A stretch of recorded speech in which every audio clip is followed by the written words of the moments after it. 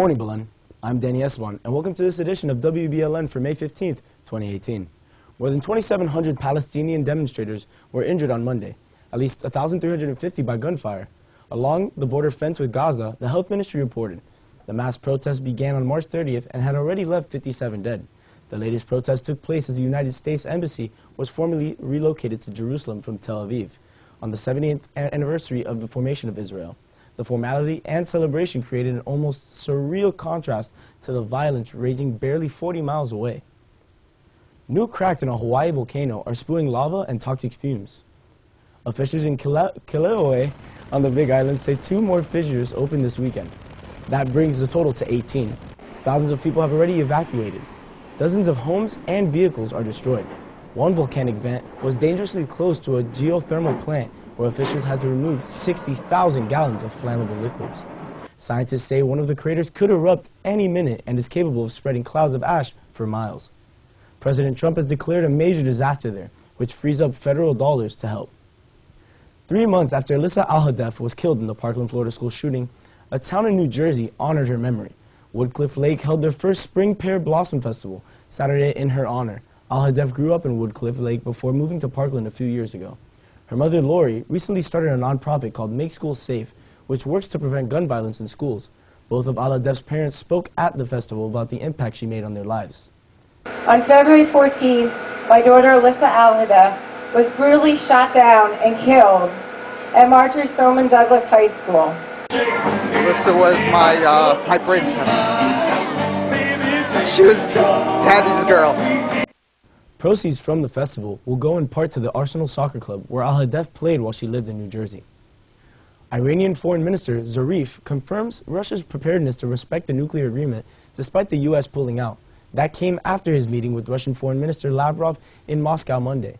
According to Russian state media, Lavrov said he will make contact with all the countries who are part of the deal, except for the U.S. He also mentioned before the meeting that both Russia and Iran are dedicated to the JCPOA.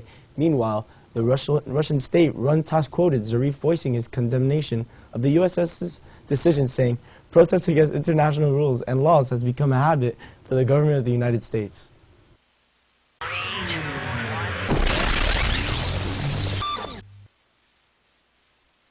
What's up, guys? Here's your scoop for today. 2 stars of the Avengers are making plans beyond the Marvel world.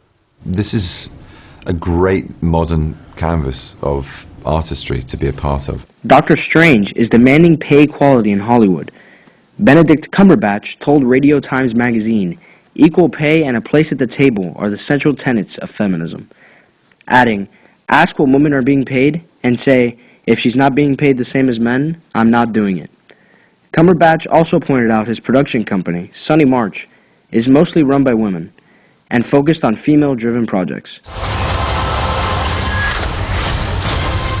As for Chris Captain America Evans, he's headed to Greenland. That's the title of the thriller he's set to start filming late this year, about a family trying to survive a massive natural disaster.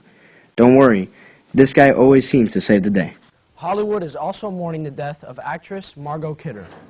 Kidder is probably the best known for playing Lois Lane in the 1978 movie Superman with Christopher Reeve, including the 3 sequels. Her manager says she died peacefully in her sleep Sunday at their Montana home. Kidder also starred in the Amityville Horror and worked steadily in television and on stage. In 1996, she struggled with bipolar disorder and homelessness. Fans in Hollywood reached out and helped her. She eventually became a mental health advocate. Margot Kidder was 69 years old. Now stay tuned as we bring your weather and sports after these messages.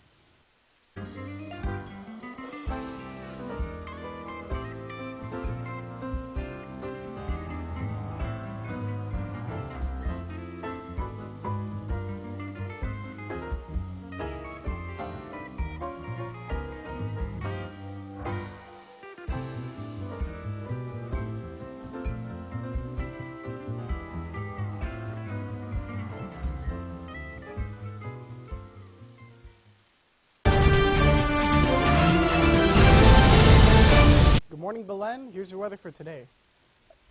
If we look at the map, it's looking pretty clear, but don't let that fool you, because if we look at our extended forecast, we can see that we have a precipitation at 60% and relative humidity at 70% with scattered thunderstorms.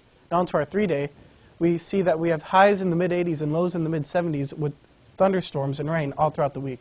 That's all for your weather. Now into sports. Thank you, Alex. Here are your sports for today.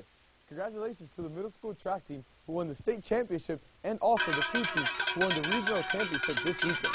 Good luck to them as they move on. Kevin Durant continues to deliver in the postseason for the Golden State Warriors. He scored 37 points last night to lead the Warriors to a 119-106 win, a long-awaited showdown with the Houston Rockets in the Game 1 of the Western Conference Finals. The Cavs play the Celtics at Boston today in Game 2 of the Eastern Conference Finals. After a Game 1 blowout, LeBron is confident his team can respond strong.